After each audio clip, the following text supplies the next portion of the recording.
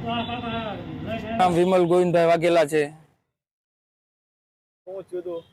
અમારે એમાં એવું થયું હતું કે મારી બેનનું અહીંયા સુરત રહેતો હતો હું, અને મારામાં એવું લાગ્યું કે ત્યાં સુરતમાંથી ફોન બંધ થઈ ગયો। પછી અમે લોકો ત્યાંથી અહીંયા આવ્યા। અહીંયા આવતા અમે અહીં ઘેરે જોયું પણ બહાર તાળા મારેલા હતા।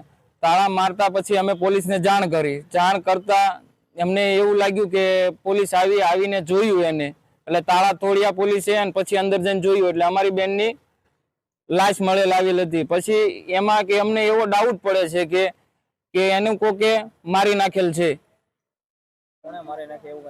એવું તો ફૂલ અમને કોઈ ડાઉટ નથી, કે અમને એવો ડાઉટ હતો કે પોપટે મારી નાખી છે, પણ અમે એવું કન્ફર્મ નથી કહેતા કે એને મારી જ નાખી છે એમ।